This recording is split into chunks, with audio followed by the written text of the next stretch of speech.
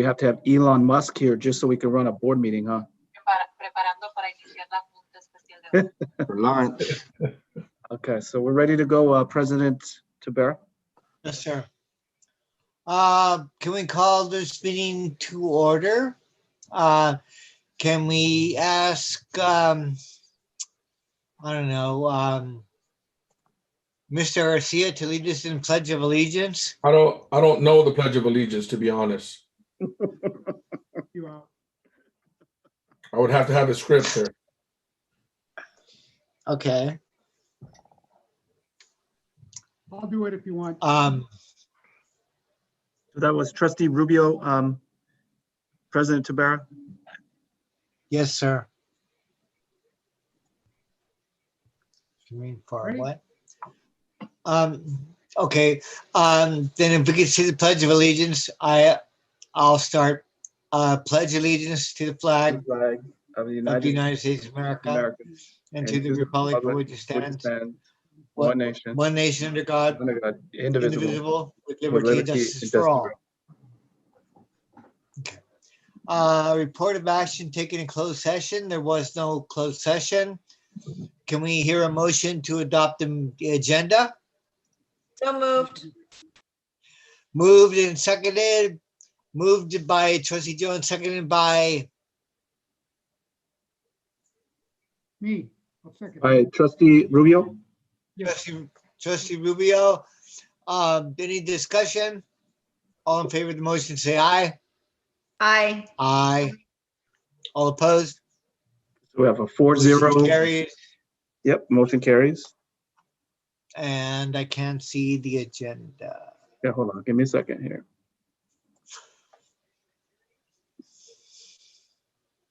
Okay.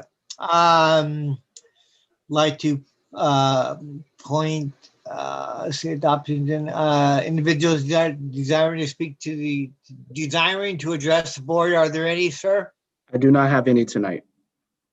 Okay, action item, resolution designating authorized agent to sign school orders. So just to, Questions? yeah, President Tabera, just to let the board know, this is normal procedures for us to have the president be the signature for the school board. So this is something we do every year after we change officers. Okay. Do we hear a motion on the item? So moved. Moved by Trustee Jones, seconded by Trustee Rubio? Trustee Rubio. Any discussion? All in favor of the motion, say aye. Aye. Aye. Okay, motion passed. Opposed? Motion passed. Special board study session, the Board of Trustees will meet to conduct a special study session to review dashboard data. Very good. Trustee, President Tabera and trustees, I'm going to turn it over to Dr. Baltazar Sabat. Thank you. Thank you, Superintendent Burns. As you recall, we were going to have this presentation at the previous meeting. However, we were only able to review attendance and grades. So now we're going to have an opportunity to dive a little bit deeper into the other data. And so again, just a reminder of kind of our current context and where we are with remote learning and distance learning. So just taking this data as a snapshot in time for the various points in time that this data was provided to us. And with that, I will turn it over to Mr. Cannon to give the presentation. And I'd just also like to remind the board that all the site principals are here tonight to answer any questions that you may have that are specific for the school sites. And we also have a few directors here who may be able to answer other questions. So thank you, Mr. Cannon. All right, good evening, everyone. Thank you for allowing me to share some data with you with regards to our dashboard. So I'm going to go ahead and share my screen.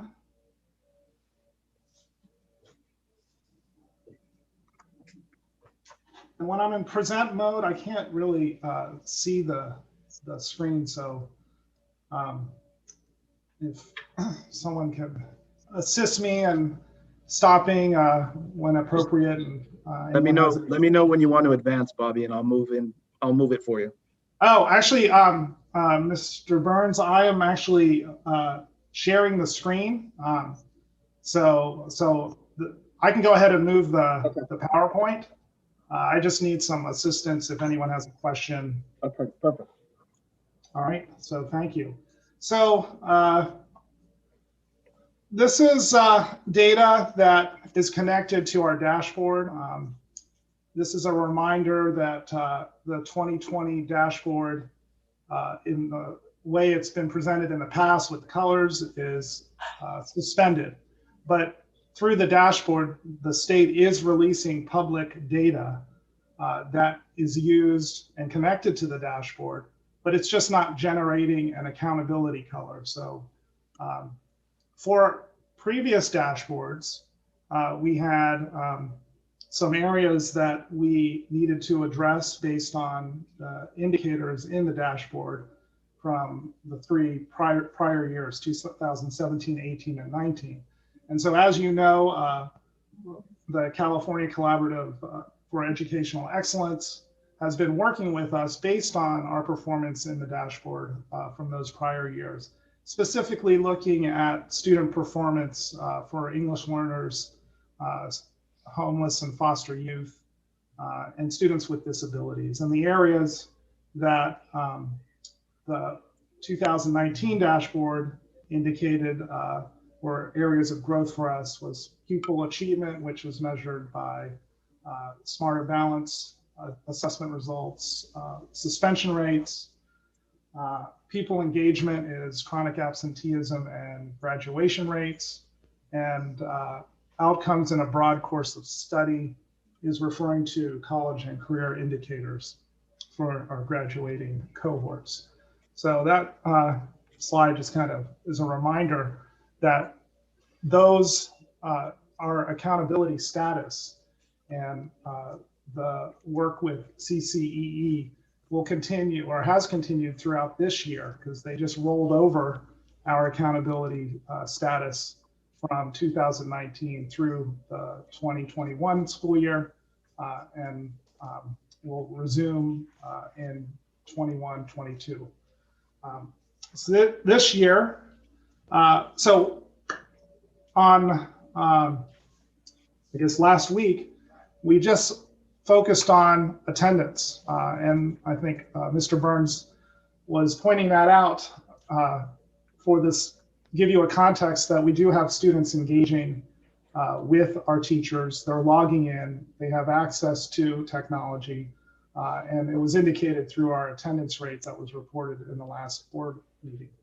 The state is not producing chronic absenteeism this year. The attendance data from 2019 and 20 was deemed to be too unreliable in terms of its context. But what they have released this year is graduation data for our 2019-20, along with our graduating cohorts. The Seal of Biliteracy and Golden Merit Seal are accessible on through the dashboard. AP and CTE pathway completers, which is connected to college and career readiness indicators, we're going to share with you. Our reclassification rates, although that is not technically a specific dashboard metric, it is something we pay attention to, and we work very hard and diligently to reclassify our students.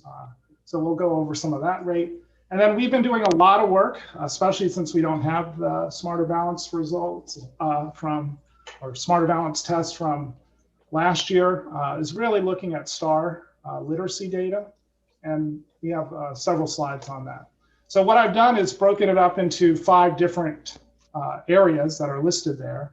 And for each area, we'll take some time to kind of process it through looking at 3 basic questions. So as you look at each segment, we would like you to think about what are the areas that you think show strength? What are the areas of growth? And what do you have wonders about? And I think that third question, because we do have our principals and directors here, I think is an important piece. And this is where you can really ask some good questions and get better context from how the data, that data lives in the programs and the interventions and the work that our principals and directors do on a daily basis. All right. So the first area we're going to look at is graduation data.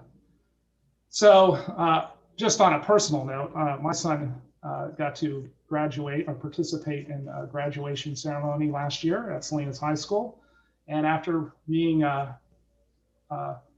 doing distance learning for March, it was one of the most festive days for him to be able to connect with his fellow classmates that he's gone through school with for 4 years. And looking at the videos from the other schools, it was a nice day in spite of everything. So some of the data from that day is reflected in the slides that we're about to see. So this is all, again, public data. This data has been certified by our district. It is accessible in DataQuest, and you can access it if you go to the dashboard, and it'll take you. Provide links that will take you to the data that's here. So what I have in the first slide is the graduation rates from the last 3 years, going left to right. It's broken down by school. So Alisal High School is here. Everett Alvarez is here. North Salinas, Salinas High. Our district rate, the county rate, and the state rate. So this was filtered for comprehensive schools. The dashboard has a different metric for bringing in our DAS schools, which are alternative schools. And the way they count graduation rates are a little different. So what I thought was a better comparison was just to look at the 4-year cohort graduation rate for the last 3 years. So you can see we kind of stabilized as a district for the comprehensive schools. And the comparison with the county and the state are just comprehensive schools too, non-alternative schools. So you can see how we compare in terms of our graduation rate for the last 3 years. The A to G rates, and just a reminder, the cohort is defined as these are students who entered in their freshman year 4 years prior to graduation. And if a student came into our district, CalPads, which is the state database that we send all our information to, they track the kids. So they're able to determine whether our kids who come to us, what cohort they're in. So this is just a 4-year cohort, which measures what percentage of your kids who enter the freshman year graduate within 4 years. And so you can see our rates going across. Can I ask a quick question? Sorry.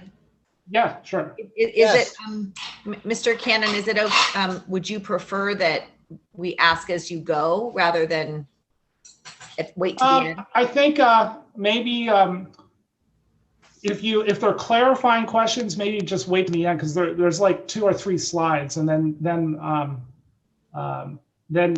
because at that point you can also get into discussions and ask the principals, if that's okay, if that'll work. Yeah, no, that's totally fine.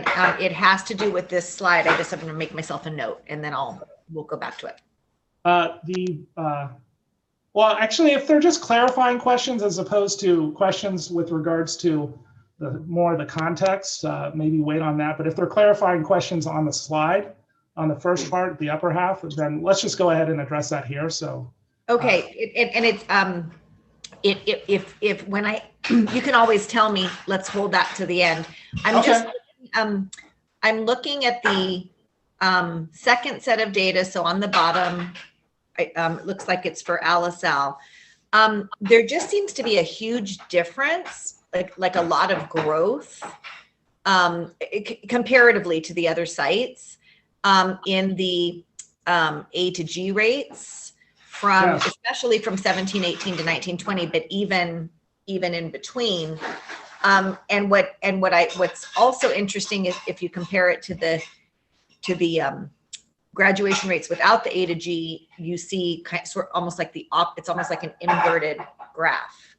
Yeah. I mean, not as significant margins, but it's going the opposite direction. So that just kind of stands out to me. I don't know if that's something to talk about now or wait to the end, but I'm So why don't, Trustee Sassy Jones, that's a wonderful question. And I think that is a good topic of discussion about some inferences that you have or that the principals have with regards to how they interpret that data, because they know that data too. And speaking of the A to G rates, so the A to G rates is of the cohort, it's the students who pass A to G classes, and our graduation requirements pretty much align to the A to G requirements. So I think there's a really good, with a certainty, you can say that if our students graduate from our schools, there's a high likelihood, if they pass the A to G, that they can apply to any CSU or UC school. So to qualify, you have to get a C or higher in those A to G classes, which again are aligned to mainly aligned to our graduation requirements. So you can see that the A to G rates for each of the school set up in the same way. There's a discrepancy between graduation and A to G rate, but that's also reflected in the state and the county. So it's not just indicative of our district. Across the state and the county, you can see that the graduation rates are higher because you can graduate if you get a D in a class, but you don't meet A to G requirements if you get a C in the class. Related to graduation rates, this is the graduation rates for students who are English learners when they graduate. So you can see same breakdown. Percentages are lower. You can see it's lower for the state, it's lower for the county, and you can see comparatively how we have done for those. And then it's listed across the state, across for each school. And the bottom portion represents the A to G rates for the cohorts. And it represents of the kids who graduated, how many of them, or what's the rate of those kids who passed A to G. So this is for English learners, and I apologize, I should have probably spelled that out. EL, we refer to as English learners in our district. And then the next one is students with disabilities. So same kind of discrepancy, you can see it in the state and the district in terms of graduation rates, and for students with disabilities, their A to G rates. The reason we're focusing on English learners and students with disabilities is that those are the two of the three subgroups or student groups that we really need to focus on based on our prior metrics in the dashboard. And then I did a alternative school. So we have two recognized by the state alternative education schools. They're called DASS schools, D-A-S-S. They have different metrics. They take into account their 5-year cohort graduation rates. Also, technically speaking, for the dashboard, so this is just straight graduation, but for the dashboard, they do accept certificates of completion, like HiSET, as they count for graduation in terms of the dashboard graduation rate. So it helps those schools. It recognizes that is for students in alternative ed programs. That is something that the state recognized as something that is a positive outcome. But if for any student, we don't really have this, any student in a GED or what we use as HiSET program, they wouldn't get credit for it. But in all alternative ed schools, they do. But this particular slide is just strictly graduation rates based on our own qualifications for high school graduates.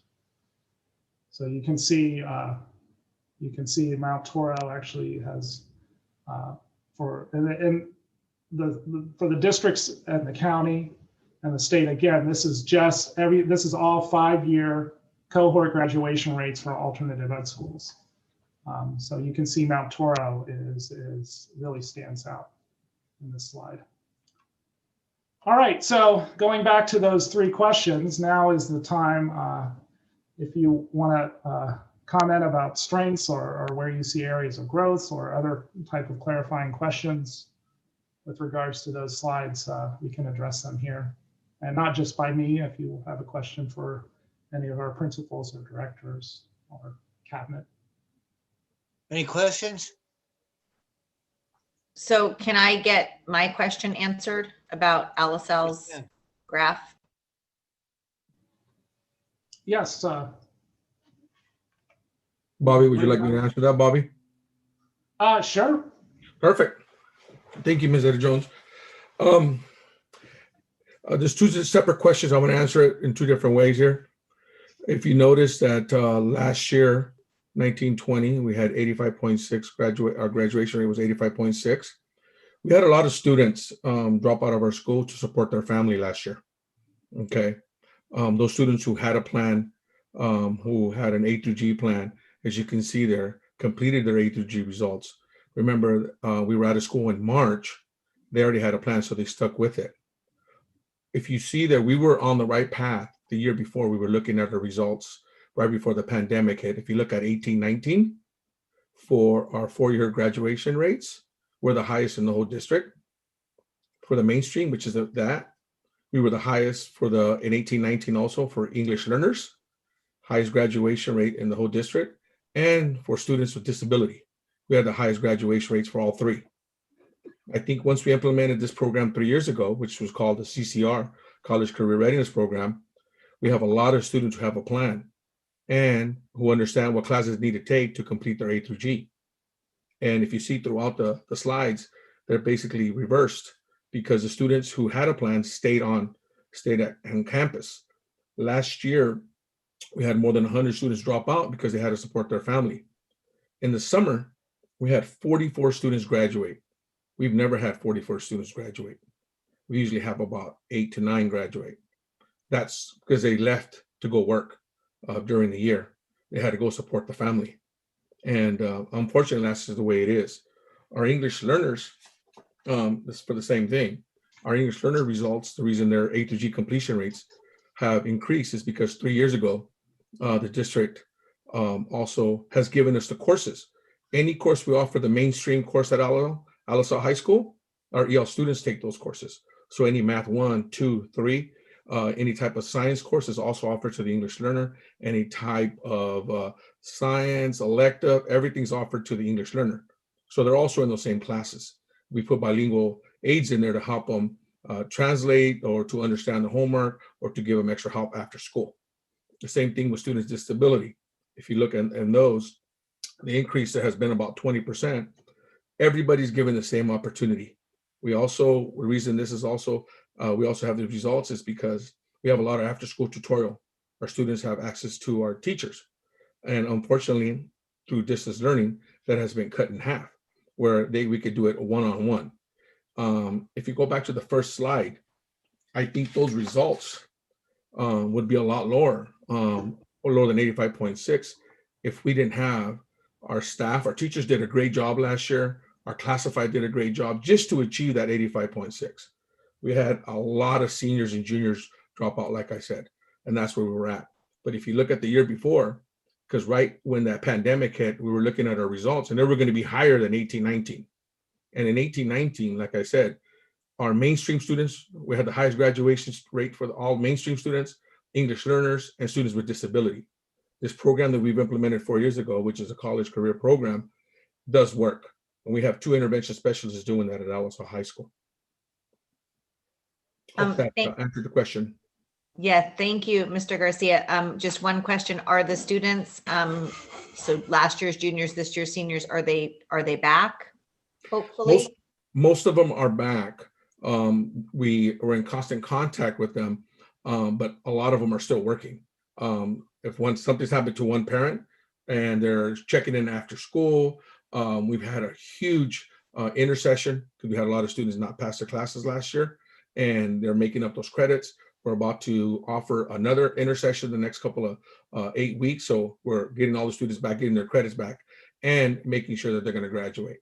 But we're looking at data. I always look at data with Bobby, but I thought last year we were going to be higher than 18, 19. And unfortunately, when that pandemic hit, those students had to support their families. All right, thank you very much. Anytime. Anyone else?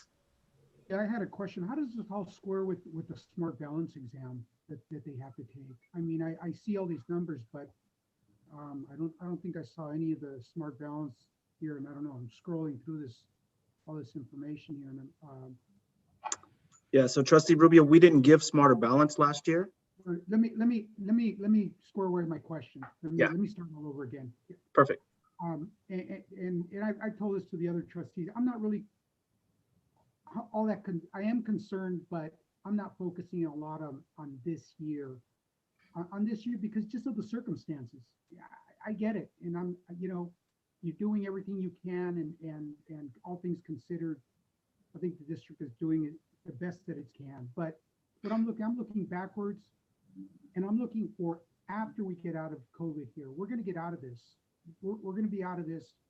I don't know if it's going to be this year, or maybe in the spring. But my point is, we're being reviewed, and we're on that differentiated assistance. I don't know what triggered that. I'm just guessing all the things that could have triggered this. And I see all these numbers, but when I look at to that other dashboard that we've had, that shows the smart balance, the reading, writing, and the math. Those are my concerns about this, and how they all square with this. I mean, I see that, but I just want to know where those numbers come from. Are the kids not able to do some of these exams? Are they not doing well? And that's my question. Yeah, let me, if you don't mind, maybe I can frame it for the middle school principals that are here. So when you get them in for 7th grade and 8th grade, what is the emphasis you use, principals? What are the strategies that you use with all of your planning to emphasize the smarter balanced preparation and to show growth on the smarter balance exam? So just as a reminder, trustees, the students test in 7th grade and 8th grade and not again until 11th grade. So there's 2 years where they don't test. So maybe a middle school principal or two can kind of chime in on that.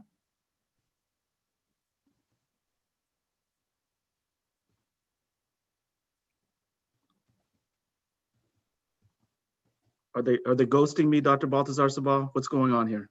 Mr. Burns, sorry, this is Terry Lopez. I'm processing your question, but can you say it again? Because I want to make sure I understand it.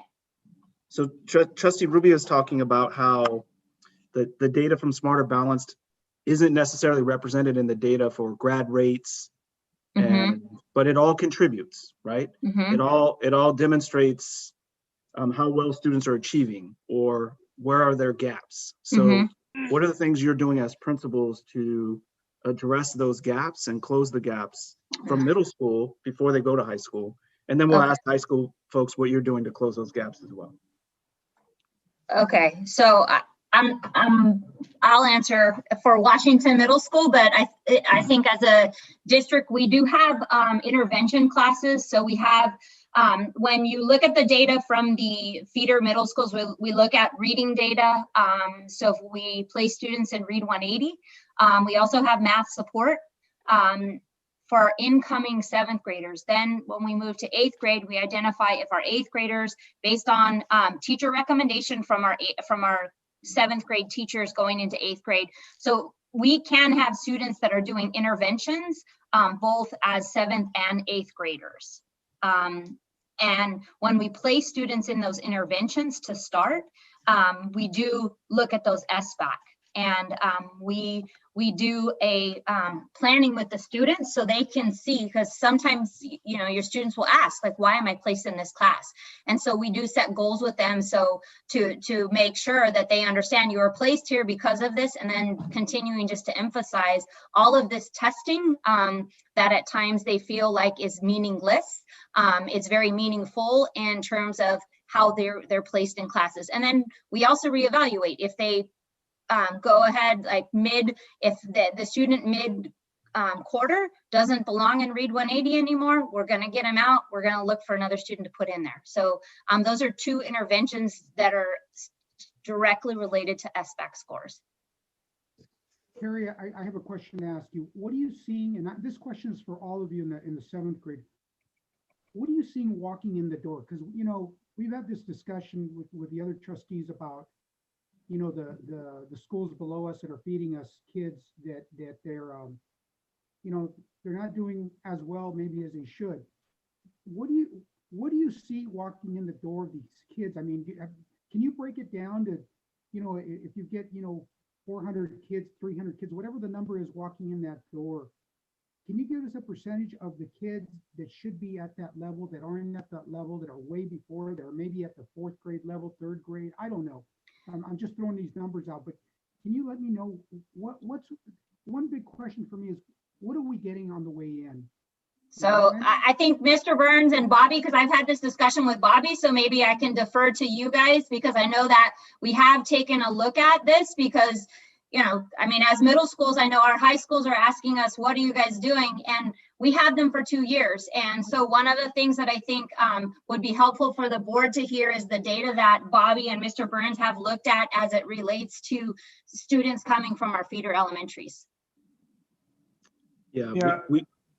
We've actually compiled the data. I think I've shared it before as well with our feeder school incoming, but they're looking at about 50 to 60% of students walking in the door that are not at grade level in reading, and 70% that are not grade level in math when they walk in the door.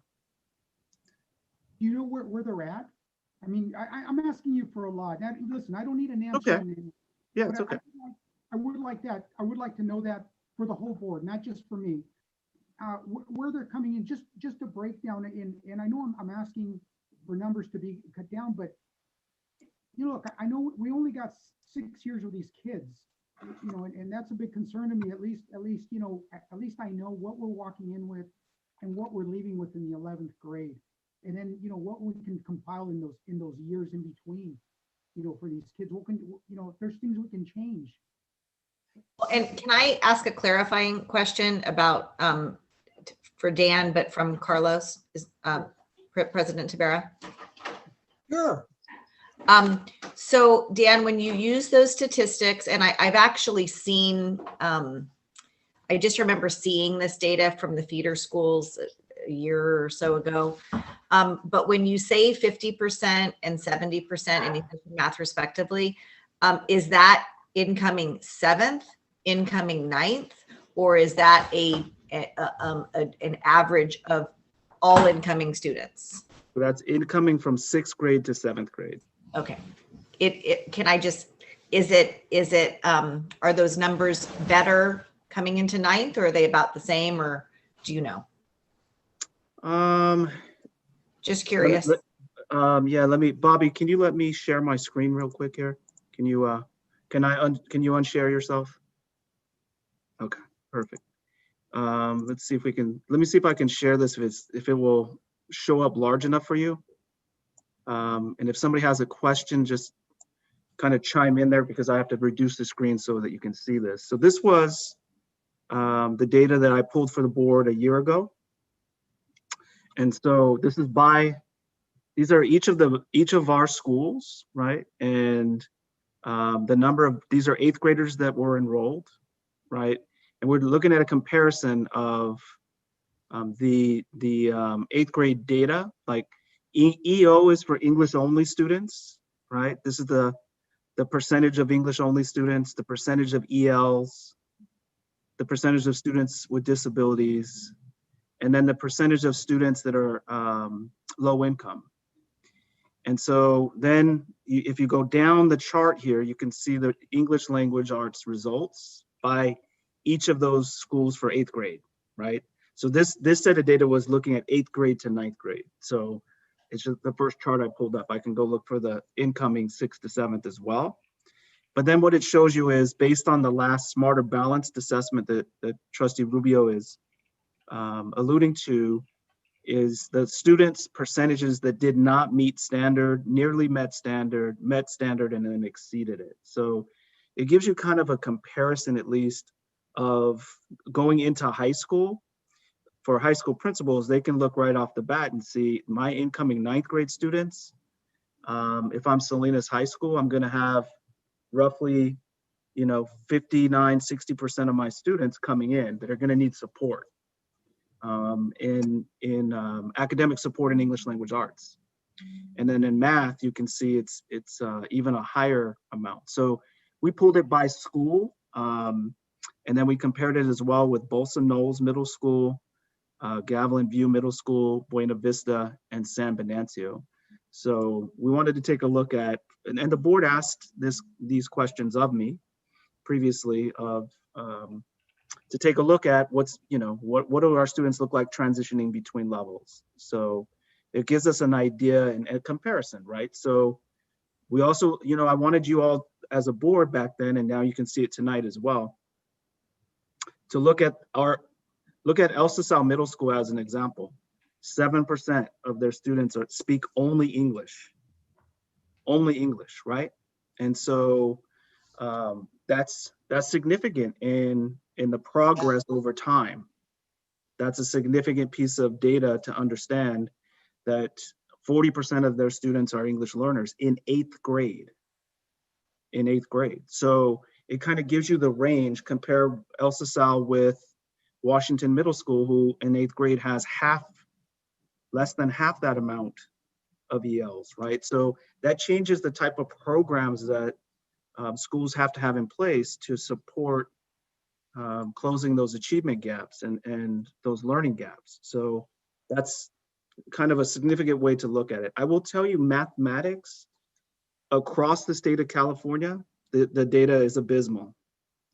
From the time we changed to Common Core, no offense, Bobby, and my math teachers that are on this call, on this Zoom today, and I'm not blaming Common Core, I'm just saying the way that students are being asked to think and conceptualize math has changed dramatically. And the result of that has shown that the data is not good across the state. So there's some work to be done there as well. So this kind of just gives you that reference to that data. And then I can look for it as we talk. We pulled the same data for our incoming 6th to 7th grade to take a look at how that impacts the first time they walk in the door as well. Mr. Burns, I have just also a perspective from Alisal Union School District on how they did. And to Trustee Rubio, we do, in the past with the Smarter Balance data, we tracked individual student growth over time. And what we've seen is that, and the way we did it is we're looking at the average amount away from distance from meeting standards. And I've done a report to the board when we were doing the academic indicator with regards to that. And what we found is that students take it SBAC in 8th grade, and then they take it in 11th grade. In English, and it's also indicative of the state, but it shows for our kids, is that they got closer to meeting standards, or they grew in their performance relative to meeting standards in English going from 8th to 11th grade. So we're taking kids, and we're taking kids from Alisal Elementary is just one. I just pulled it up and I can show you. But you can see Alisal Union School District in 2019 in English, 36% of them. Now that's not specifically 6th grade. It's not broken down like that, but in general, and 23% met or exceeded the math standards. And if you think of Smarter Balance as one indication. It's one test. So it's one test, but it's tied to standards, and it's what we use for accountability. So it's something we'll look at. But you have to also recognize that it is one test in the lifetime within the scope of what the student goes through in a year. But you can see LSL is 23% and English is 36%. And as Mr. Burns said, Common Core or not, it's math is a struggle. I do want to say, just a personal plug, I think my son took a college level math class and he was able to do well his first term, and he took integrated math all 3 years. So that's a testament to his teachers and their work. So I felt like he was prepared for that level of mathematics. But it is definitely different. And I taught math for almost 20 years. And most of that was the CST pre-Common Core math. Could we look at another school district just so I can get an idea of what the differences are between different parts of town? This is Salinas Elementary, the second row, so 32% in English, and that's and 26% in math. This last column is the difference between 18 and then 19. You want to look at both of those there? I'm sorry, I just want to. So that's Bolsa Knowles middle is the top one. The bottom one is the. That's another. I just searched for Bolsa, and that's okay. Garden Grove, if you're interested. And then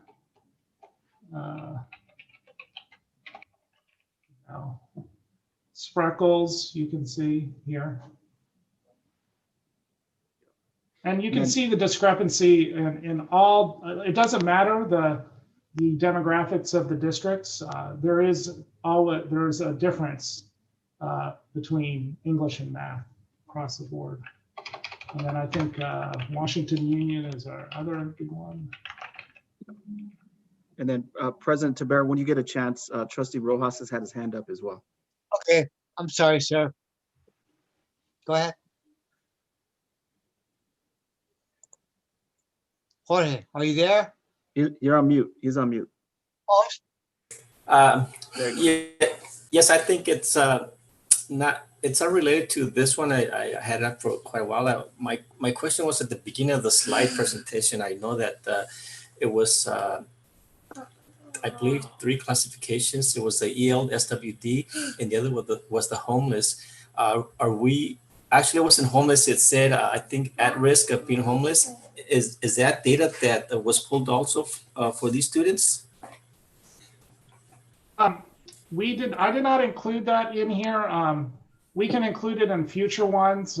It's such a small group, especially when you disaggregate by high school. And also, if you go down by high school on the public site, there's a limit.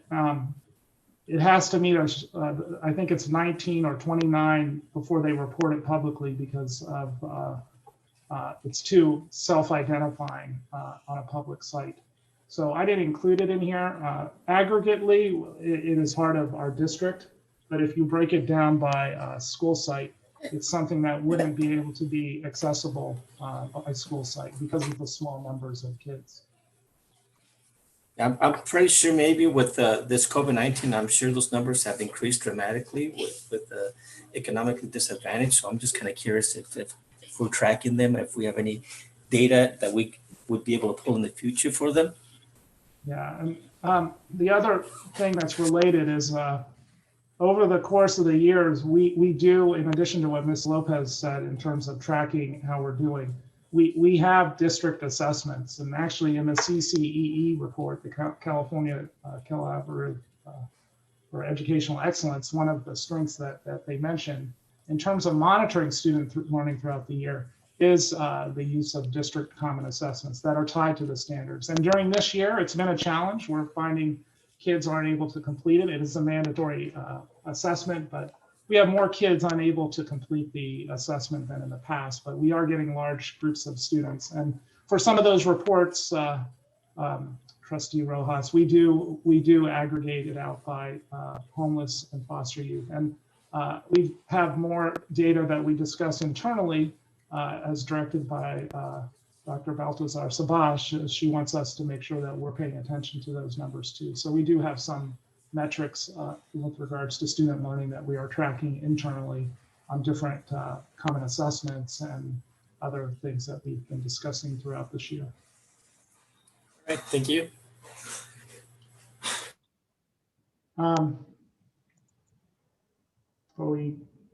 Oops. All right. I want to put out the college and career indicators because I forgot. I didn't put in the official college and career indicators because when I was making this slide presentation last week, the state didn't officially release those, but they officially released college and career indicators in the last couple of days, and I didn't include them in the slide.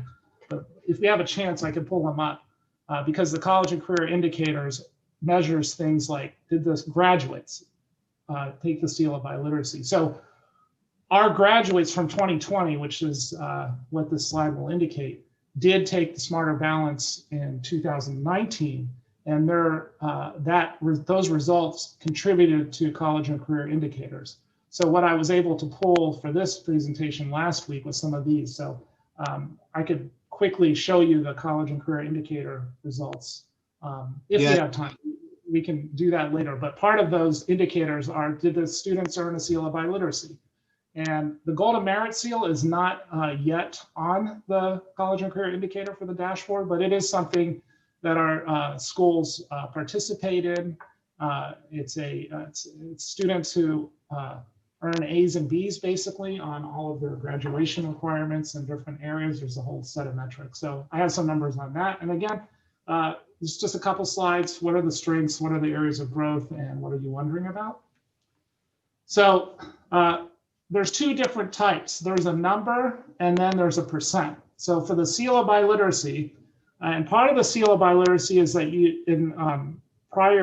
for this class, you have to get a meet standard or exceed standard on the English Smarter Balance test. Plus, you have to demonstrate proficiency in another language other than English. So that could be by score on a foreign language AP test, or taking 4 years of a foreign language, and getting a certain grade level, and signing off that the student met some type of oral proficiency assessment.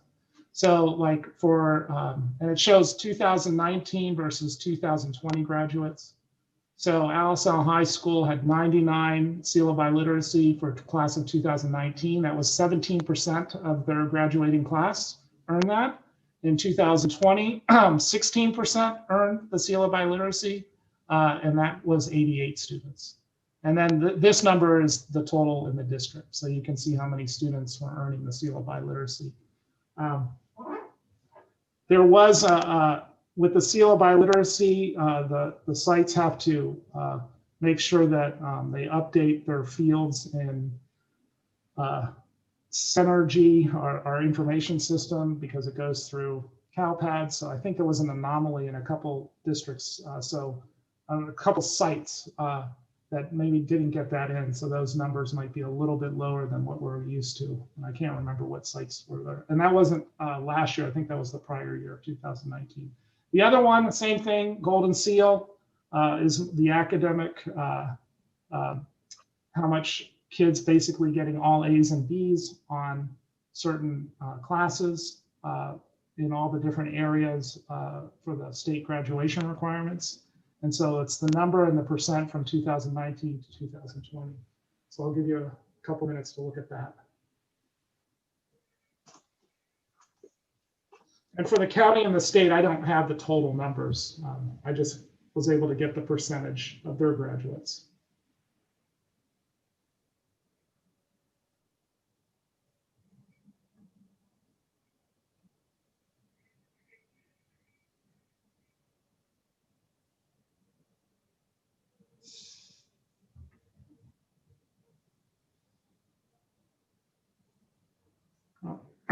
Are there any questions or any areas of strength or growth or questions you have for our staff? Got questions about the differentiated assistance. If you're going to cover that, I can wait. I wasn't planning to go into that in depth in terms of because that was just a reminder that we are in differentiated assistance and some of the areas that we were in. But if you want to wait to the end to address it. Well, I mean, I'm not asking you, I'm asking anybody that can answer it, not specifically you. Is there anybody that can answer that question about what triggered it and what happened with it, and if there's been any results, or I don't know. I really don't know. It's a huge question to ask, but can anybody answer that? Yeah, so I'll answer that. What triggered it, you're right in asking about smarter balance results. That's a component of the differentiated assistance accountability structure. So what the state has done is use that 5x5 dashboard with all of the indicators to determine what are your areas of growth. And if you have 3 or more areas that are in the red, right, which is in the worst area, then that subgroup is determined to need support. So 3 years ago, this started with our English learner group. And the following year, we had an increase in their smarter balance results. However, we had an increase in suspension rate. So we didn't get out of differentiated assistance for ELs. We made academic improvement, but we had an issue with suspension rate. So that's how the CCE is determining we need to continue to have strategic support for English learners. So with our students with disabilities, we had academic improvement in 2 areas, and then suspension rate went up, and so did attendance rate. So the slide rule kind of moves back and forth in that 5x5 matrix. And so we really have to be conscientious about providing a comprehensive support in all areas, all of the indicators, not just in academic achievement. So in a nutshell, that's why the CCE is working with us. And because we had 3 areas. We had English learners, we had students with disabilities, and we had homeless students who had multiple changes in that 5x5 dashboard indicator accountability structure. So even though, like I said, even though we made some improvements in some areas, in other areas we didn't. And the key to that is from one year to the next, they are a different group of kids. So they're not measuring the same group of kids the following year to see if we've made improvements for those students. It's a whole new set of students coming into that. And so, and there may be some overlap, especially with ELs who are in the EL band for more than 1 year. But our data shows that each year about 1/3 of the ELs will redesignate out, and then we get a new batch, a new group of ELs, which is about 25 to 30% as well each year. So it's a different group of students in the EL group from year to year. So, but I will point out, Trustee Rubio, that Smarter Balanced test is linked to many areas of the accountability structure. And we've had those discussions with principals at length about the need to have an emphasis on improving how our students do on that Smarter Balanced assessment, especially in 11th grade, considering it does not have any weight-bearing accountability for a student. So I can get I can be a student that takes the SAT, scores 1800, and when I take the 11th grade test, I don't put any energy into it, and I'm not meeting standard on that test because it doesn't count for graduation. It doesn't count for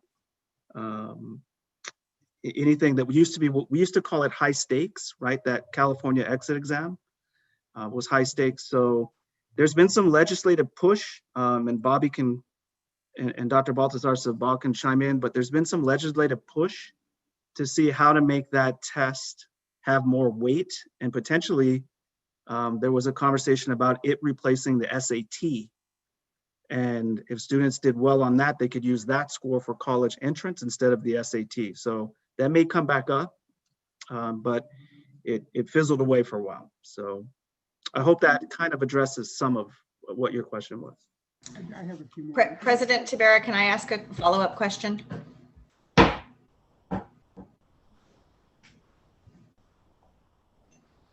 Please. No, hang on mute. I'm sorry. Go ahead. Okay, thanks. Dan, these are probably for you or maybe for Blanca. I have a couple. I thought that the Smarter, Balanced, and it's changed names over the years. I thought that those scores determined your college readiness. So like, for example, if you got a certain score on the reading part, you would be placed in English, I'm just going to say 1A, like college level, freshman English. If you didn't achieve that score, then you would have to take remedial English. Is that not true anymore? So that can be used as placement criteria, yes. Okay. Yeah, it absolutely can. But Okay. there was actually a huge push about 2 years ago to replace the SAT with this, which then would actually put some emphasis on students, doing their best. Right. In that area as well. So along these lines, Dan, I thought it was interesting, and I tend to agree, nothing against Common Core, but when kids take a test, but they're not necessarily prepared for that test, then they may not do well. So I think that the test could be better developed to assess kids on what they've really learned. I know this is beyond the scope of this conversation, but I am curious with distance learning. It's almost February. Tests are scheduled to happen in April and May. I know I keep asking this question, but I cannot imagine imposing traditional SBAC tests in the middle of a pandemic when we've been in distance learning possibly for the entire school year. Any updates? Bobby, what are you hearing? So right now we are being messaged and providing the resources as if we're in another year with the regard to we're going to test. So the outgoing, a lot of our most of our testing is driven by accountability from the federal level. In terms of test scores have to be part of your state accountability system. Betsy DeVos waived the requirement, so we didn't have to test last year. And we had stopped testing the LPAC too. So we just cut down testing. We were authorized that was the best thing to do. This year, before she stepped out of her role, she made it clear to the states that they are not going to process any waivers for testing. So the state is setting us all up to test remotely. They've made a lot of accommodations to do it remotely, to allow in-person testing or a hybrid, both. So right now, our district is about to start LPAC testing next month. We are in the process of training. You approved an MOU that will help us assist that with the use of substitutes, which is helpful. So thank you for that. And the state is messaging that until we hear otherwise, we are going to prepare to test. And we will have the flexibility of doing it remotely. Now, in the last board meeting, which happened last week, there was a discussion, but it wasn't a formal vote or an action taken, but it was a discussion that was had amongst the board members, whether they would look at applying for a waiver. I heard an update today from a state webinar that the discussion had different facets to that waiver. According to a conversation I had with our county testing person who has more direct contact with the state, I asked him today, actually, what's the prognosis? Because I heard they were talking about a waiver. He thinks that the waiver is going to be applicable to, we're going to test, but we're not going to use the test for the academic indicator, which is the pupil achievement indicator, which is why we're in CCEE, working with CCE, for accountability. That's what he thinks is going to happen. The new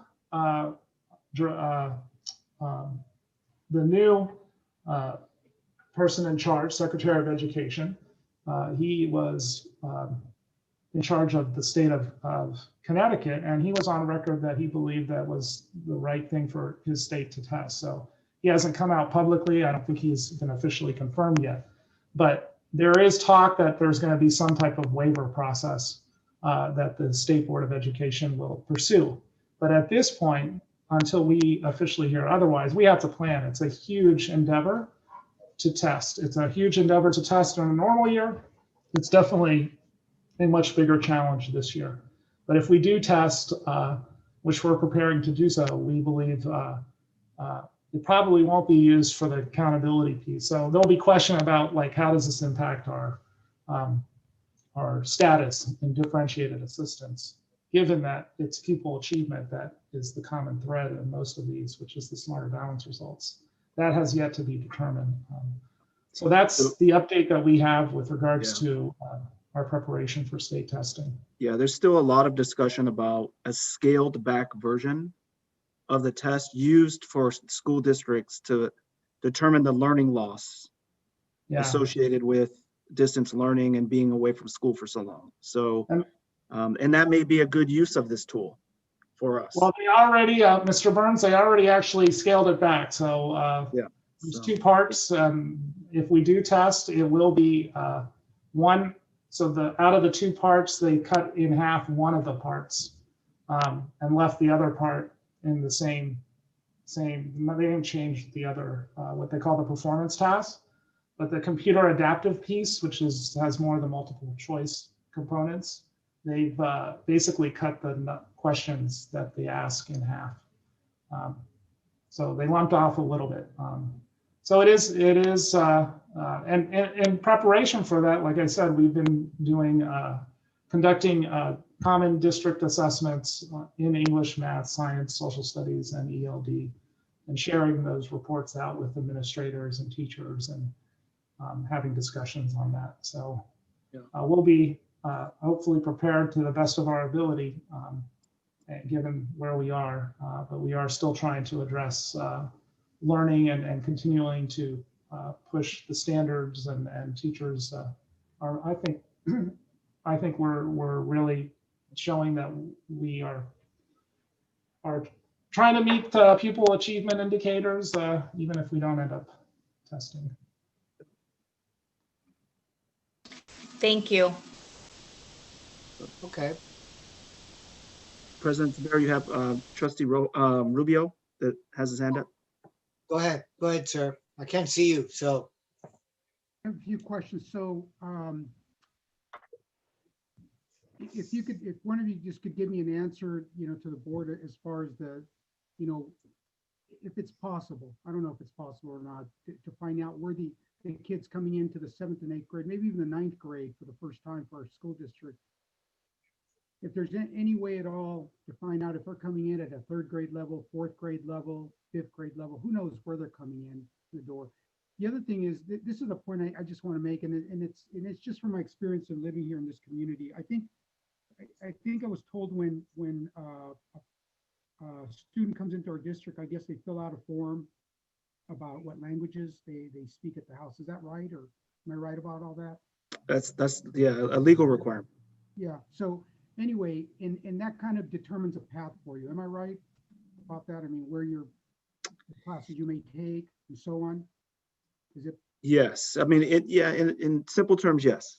Okay. All right. Well, and I get thinking, people gaming the system, wanting the best for their kid, maybe not being all that honest I see the population that we have in our community. I mean, living here, working with the nonprofits, meeting moms and dads.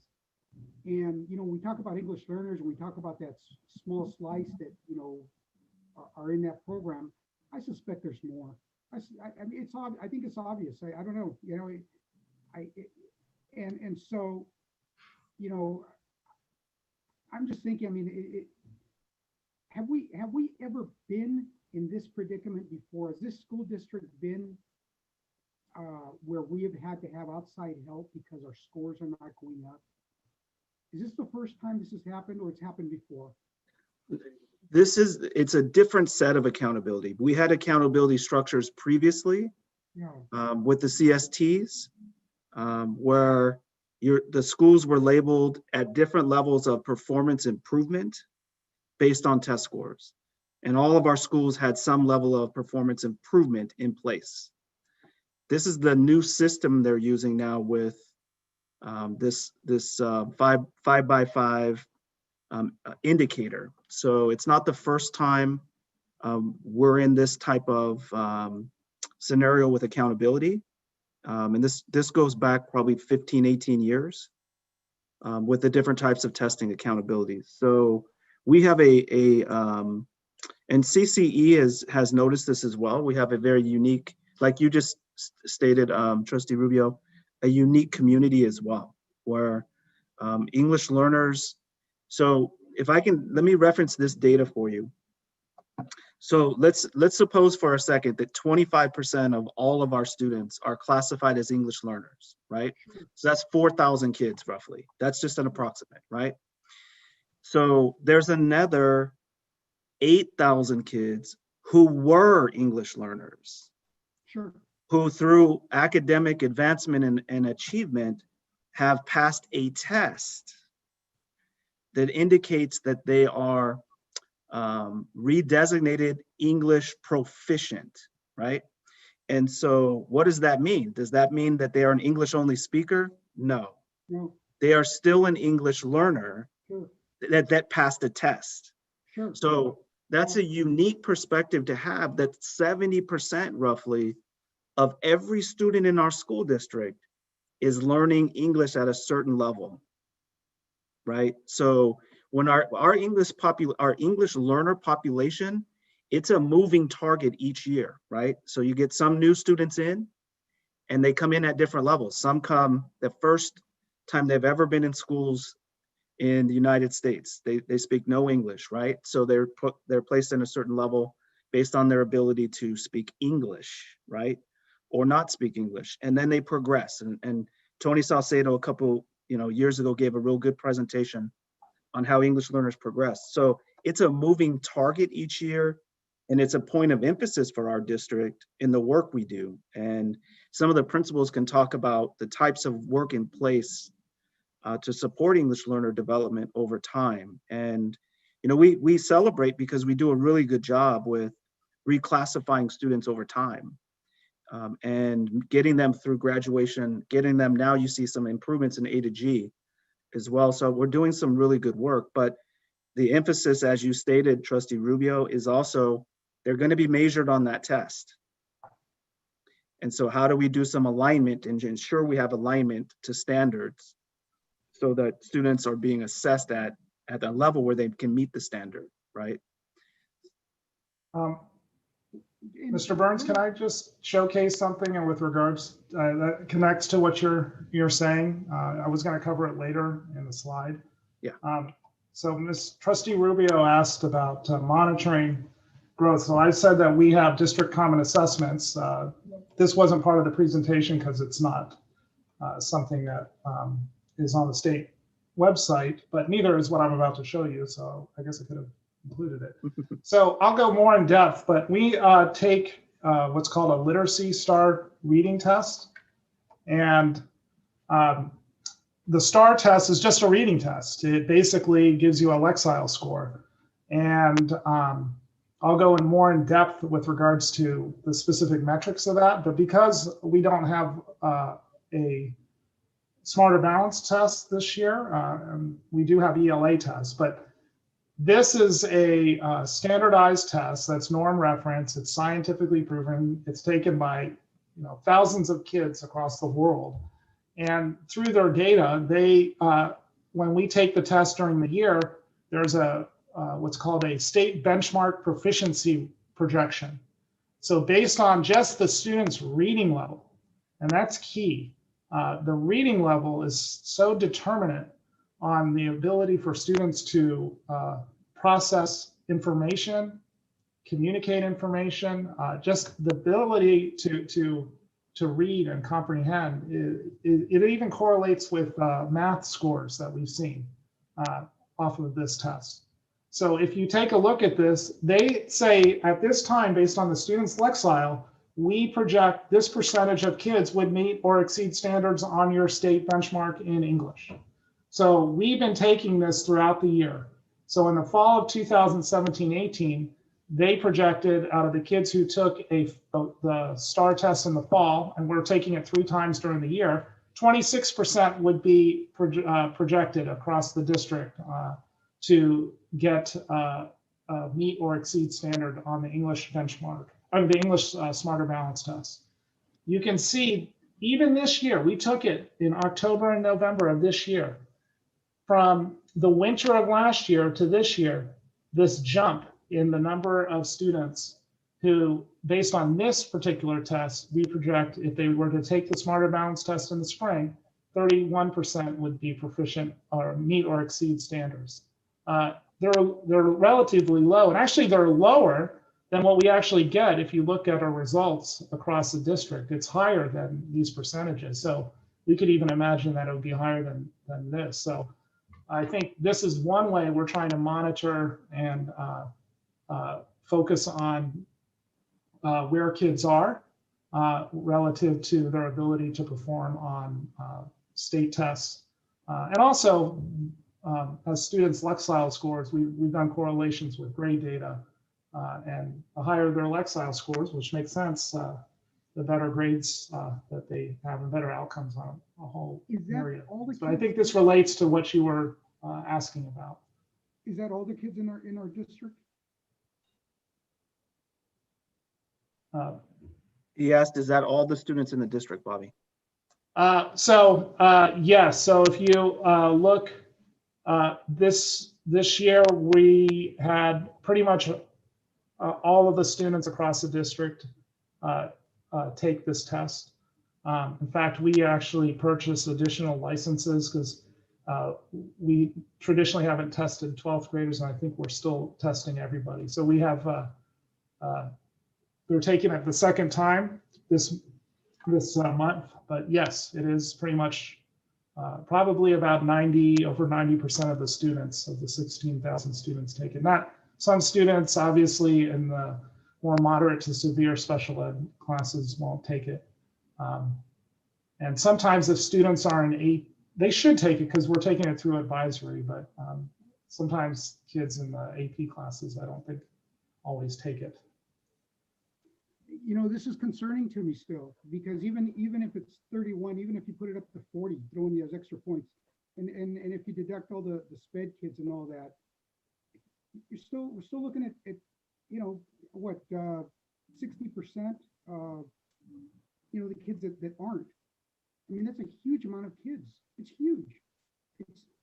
I don't know if this is everywhere or what, but it's hard for me to say a third of the kids are doing really good and the other ones just aren't, and they're doing progressively, I guess, worse, or I don't know. I just, that's a lot of kids. It's just a lot of kids. I don't know. I'm glad the arrow's going up. I'm glad it's climbing, but it's got a 3% growth here. Can you hear me okay there? Yeah. Now that's better for me. Okay, so what I was saying is that just the numbers of I'm looking at 31%, and I was even figuring out put in another 10, or make it just 40 even. That's still 60% of the kids in our district that I don't know. I don't know what to say. I'm kind of speechless about that. I don't know. I suspect that's why the kids, the students get to those exams and probably can't read.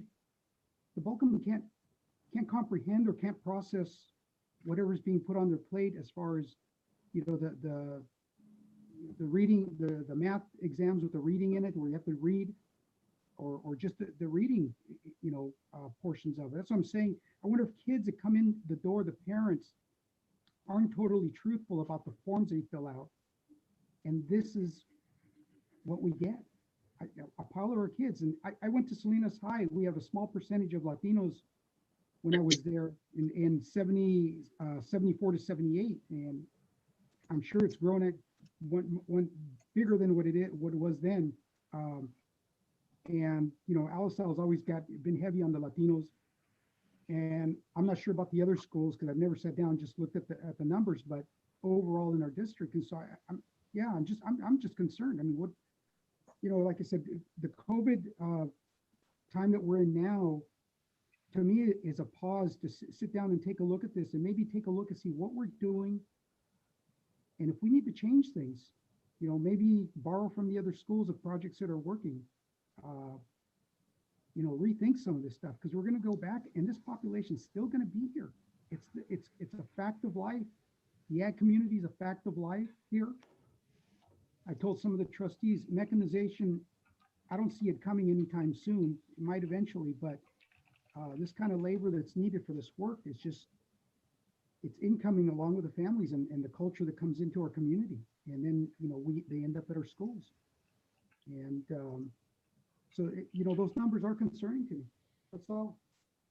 Yeah, Trustee Rubio, can we have a couple principals or maybe directors kind of chime in on what you're seeing with reading at your school sites, and how does this data represent what you see across the learning spectrum at your school?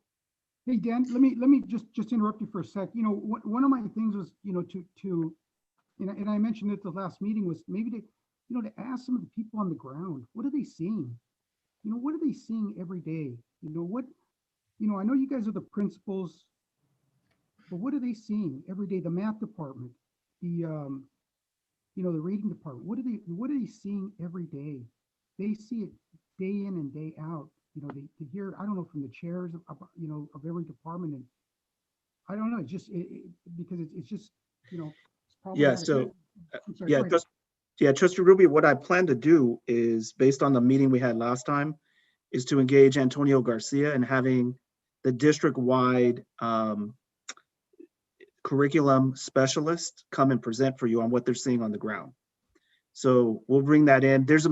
We need to unpack these meetings. Sure. Over time, right? Because if we do a 4-hour, 5-hour meeting, it's too much at one time. So I think the next step would be for you to kind of hear from the ground up, like, what are you seeing? What are you hearing? And then what are we doing as a school district? You want to see that as well. And I'm not asking you for results, for all of your results tomorrow, next month. I'm just, like I said, this is a huge pause from all the noise that goes on every single day. And I'm trying to look at, if you got a lemon here, make some lemonade. And I'm looking at, see what we can do, think it out. We got the smartest people here in the community, and we can do better. That's all. So Dan, go ahead, Dr. White. So there's lots from my perspective, and I get what you're saying, Trustee Rubio, there's lots of lemonade. But we start with, we have who we have starting at 7th grade. And COVID has offered us really a great opportunity. And it sounds strange because it's been crazy and we want it to be over, of what works and what doesn't. And I think we have a wild experiment going on of innovation, of doing things differently. And I'm going to talk for North Salinas High School. What we're finding really works is connection. And the schedule that has been made by the district, with lots and lots of work, because I've got lots of APs involved in that, of intervention, of advisory, of after school opportunities, and wrapping that around with what we've been really working on at North is connecting to our parents. really connecting with our parents, which is real time. And we've had lots of classified involved in this, and they are our champions, which is our parents have some limitations because they're scattered all over the place, just trying to put food on the table and get to work and take care of their folks and safeguard themselves from COVID. But they really are interested in the success of their students and communicating with them daily in real time. And so what I'm seeing, and I'm seeing this through the meetings we're having with as principals and as directors, is real, we've got who we've got. I mean, we've got our students we've got a good number of students, we just reviewed our data, that are at a 2nd and 3rd grade reading level because they've been here for 2 years. It is what it is. However, they want to succeed. So I think there's a lot of stuff going on, and we as principals are talking about that. And then how do we make that systematically work? And I go back to, how do we take what we have and make lemonade out of it? And I think we've got some strong intervention programs going on after school in the evenings. A couple of our schools are trying that out. And we are seeing some progress. And our English learners, they just love to connect. And our parents of English learners also. So I don't know if that adds any insight, but COVID has been has been very hard, but it's also taught us many lessons about what works with our people. And Dan, this is Libby Duthman. Can I just chime in on one thing? And this is another odd benefit of our distance learning model, and in our schedule where we have our really great advisory period, that's been a blessing in many ways. But what's neat about it is our STAR reading tests are being administered during advisory, which means every single certificated teacher, TSA, any of those people that normally would not have administered that test are seeing it in action, and they're seeing the results. And I've already heard more discussion this year than ever about our student reading levels.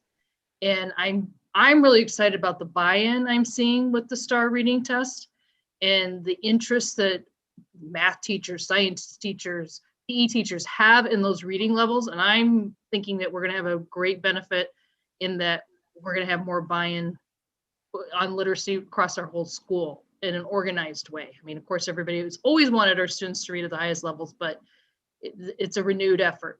So that's another surprising benefit of COVID and distance learning. Yeah, good. I appreciate both you chiming in. If I could highlight just a couple pieces on a few more slides, and then maybe ask the trustees what you would like us to prepare staff to bring you back in the future meetings, so that we can tailor those conversations to things that you'd like to see. But I did want to point out the completers slide, Bobby, on CTE. So this is a piece that we've emphasized over the past 2 years, with increasing the number of students that complete a course sequence and are considered a CTE completer. And this was something the board had asked for previously, with increasing the rates of students completing the CTE pathways, because what ends up happening a lot of times is our students will take the requirement to earn their diploma, but they won't take the final course, which makes them a completer. So this data shows some really good growth. Dr. Glenn is here as well. If you have questions about the completer data, or the CTE completer data, I should say. But I think schools and the ROP Center have done a really good job over the last couple of years to increase the rate of completion. And Dan, the CTE completers are can be one way that the state recognizes students are college and career ready, in addition to one other metric with CTE completers. So this is a college and career indicator. Absolutely. Absolutely. And I was having a conversation earlier and wanted to point out for the board that legislatively, there's been some push at the state CDE level to accept pre-apprenticeship programs now as another way to meet the college career indicator. So we will be reaching out through Dr. Glenn and some of our local partners to start taking a look at what programs do we have that could qualify for pre-apprenticeship. And again, as another way to build skills in our students who end up graduating, but also in getting them on the track to a career as well. So you'll hear more about that here in the next couple months from us as well.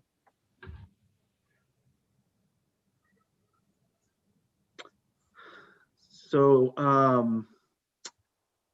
does the board want to see any of the other slides, or do you want to just kind of talk about what is it that you want to see other than what's here? So far, I've written down you want to see some of the incoming feeder data, right? The students that come from 6th grade to 7th grade.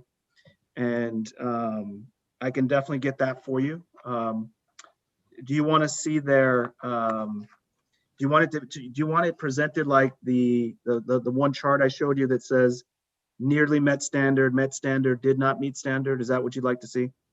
Yes. Yeah. Okay. Because that will kind of give us a picture, right? And I don't know if you can break down, I think Principal White made the point about, some of the kids coming in at, at a really low level. I don't remember if it was reading or math, but she mentioned one. And I don't know if you can go that far or not. At least we know what's coming in, and at least what's going out. And I guess the other thing I'm concerned about too is what have we done pre-COVID to work with the other schools, the other school districts? What have we done actively to extend ourselves to them? And I know it's a two-way street with everything. You may extend your hand and they may not reciprocate. I get that. Yeah. But what have we done? Because we got to be active in this. Yeah. As I always tell everybody, every kindergartner that stays here in Saline is going to be our kid, our student. That's it. They're our students. Listen, pre-K, our students. They stay here. That's my student right there. And and so what are we doing actively to do this? And again, I'll repeat for all of you, this year is going to be hard, and I want to look at pre-COVID and what are we going to do post-COVID. Yeah, absolutely. Your hands are full with all this stuff right here. I'm not going to be a nobody's behind about any of this stuff, but I do want to know what we're going to do, because we're going to be around. We've been around over 100 years, and when I'm gone and somebody else is gone, and I don't see this population shift going away here. And the Spanish and the English is a challenge for all of us, to get those kids, to be able to function in corporate America or the military, wherever they can function. President Tabera, can I Go ahead. tag on to Trustee Rubio?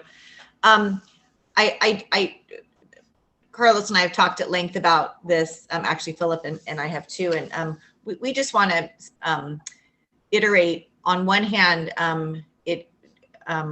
Marcos, you in particular were reminding us of all of the successes, and there's absolutely no doubt at the incredible work and commitment of our staff and principals. I really appreciate you being here one more night to answer questions and offer us your perspectives at your different sites. But we also are concerned, as you are, about a vast number of our students, specifically our English language learners, who aren't meeting these just kind of basic standards, and so it is we want to do everything we can to support you and our teachers into doing even better, right? Our kids deserve that. And one concern we have is, Mary, as you indicated, we get them in 7th, sometimes in 9th grade. That there's a lot of teaching and learning going on before we even see these kids. Yeah. And we feel that as a district and as a county, we must do a better job of vertical articulating with our Right. feeder districts, because if they come to us better prepared, then we could do so much better by them. So that's the intent of all of this. Just to be transparent, we really want to support you and the district and ultimately our students for even greater success. Yes, and just to add to what Christina just said, what we're doing, I think, for me, and I think, for me, all this information that we're being provided with, and it stimulates my memory about the vertical articulation idea, but really, I think what it's doing is it's preparing those of us who are on the board, who are on this meeting right now. It's going to prepare us for a greater discussion, because I really believe that that this information is going to, it's like we're lacking, what we are lacking are the grades K through 6. And I think that greater discussion needs to take place with the other boards and the other administrators within our city limits that feed into our district. Because I think about is if I think we're doing okay, but I think that we could do so much better if we had other people on board with us, so that we could understand what the heck is going on with them between K through 6. And I'm not saying that it's not taking place right now, but I think the other board members, the other boards, if they understood how great this problem is, or this issue is, I think that our students could do so much better, way better than they're doing right now. I mean, the potential is there. However, we have the trauma of the pandemic. We have the trauma of poverty in this town, and I'm not sure whether or not all the boards are on the same page, as far as trying to complete this little trail, this little journey of kindergarten to 12th grade, because we only get them halfway. We only have the students halfway. If we understood the full 12-year time period, I think there'd be we'd be in a better position to help the students. And I think that's the direction. For me, the way I view these special board meetings is it's provided me with some information so that I can be able to ask questions, so I can ask questions of other board members when we get to that place in time, when we actually do sit down with everybody and we do sit down and talk about how can we make it better. That's all. So, I don't Good. know. So, What else? right now I have pulling the feeder data for you, and then getting you a report on vertical articulation. So what we're doing between 6th and 7th, what we're doing between 8th and 9th, because some districts are K8, and what we're doing for 12th grade to be CCI, which is college career ready, which is that articulation to college or career. So we can put that together as well. And then I will also schedule. Our program going to be with us here? How long is that? Or is it CCEE? Is that what it is? Yeah, so CCEE, yes, good question. So they're going to be with us for a while. So typically the way it works is if we would have made progress this year, they would have followed us for one more year to make sure we maintain progress, okay? Everything is on hold now. So this year there's nothing. Next year there'll probably be nothing. However, when this started, if the board recalls, I said I embrace this opportunity for us to learn from one another and learn from the field. So we currently have 2 of their consultants that are doing classroom visitations with us, with principals, with Dr. Baltazar Sabah and myself, and they're doing planning with us. So I believe there's a meeting coming up in the next couple days. And then after that, Dr. Baltazar Sabah and I will put together a presentation for the board to give you an update on where we are with goal setting. With goal Yeah, setting. I'd like to hear what they're doing and the mechanics of what they're doing. Absolutely. Yeah, and- absolutely. And get an idea. And then, you know, I know there's only a handful of schools in that. Am I right about that? Yeah. Yeah. So the way that it was designed is that your first level of differentiated assistance, it takes place with the county that you work in, the County Office of Education. And then the next level is with CCEE. There was an assumption that they would go from between 4 and 6 school districts in the state, which we're one of those, to a second level of, 30 to 50 based on some projections, but all of that got put on hold. So, but yes, we can get you the mechanics of what they're doing, the work they're supporting us with. Absolutely, we can do that. Okay. Yeah, this whole discussion is not going to end tonight. This No. discussion is going to be ongoing for a while till we come up with an idea. I mean, or we hear what the ideas are from staff. So, I mean, I view this primarily for me as being re-educated about things that I maybe knew or didn't know. But I'm very anxious to be with the other board members from the other districts. I really am. Yep. So I did meet with superintendent from Salinas City on Friday of last week to start setting up the 2+2 board meeting with them. So I'll be reaching out to each of the superintendents to start setting all of those up as well. So that will be our board to board articulation. Put me down anything after 4:30 p.m. I'm good. I'm sorry, Carla, I didn't hear. Anything after 4:30 p.m. I'm good. Okay. Anything Yeah, after 4. they're usually early evening. Yeah, because that's fine.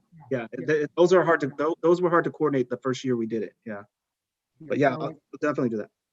Yeah, so you know what, and probably I'll send Christina and Phil some additional questions, because I know what happens is I'll process what a lot of the stuff that everybody said, and I'll shoot the questions to them and CC you on it, so that way you have it, and that way for the next meeting, because I've got probably more questions after I hang up here.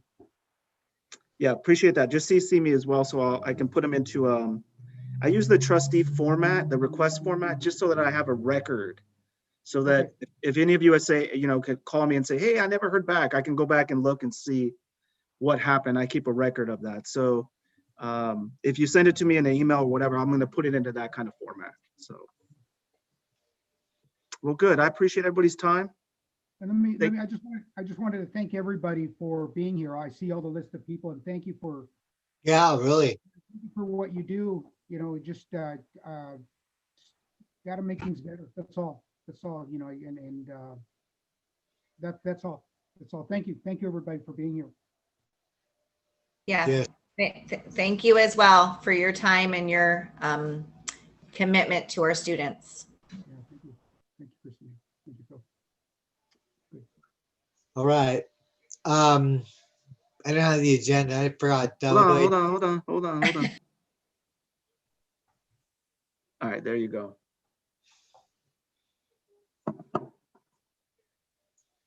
Okay, so number 6. You have to go further down. That's adjournment. That's it. Yeah. Do your motion to adjourn. So moved. Trustee Rubio, second by Trustee Zazie Jones. Okay, all in favor of the motion, say aye. Aye. Aye. All opposed? Very good meeting. Very good meeting. Thank you Thank very you much. all. Thank you. Appreciate it. We'll see ya. Stay safe.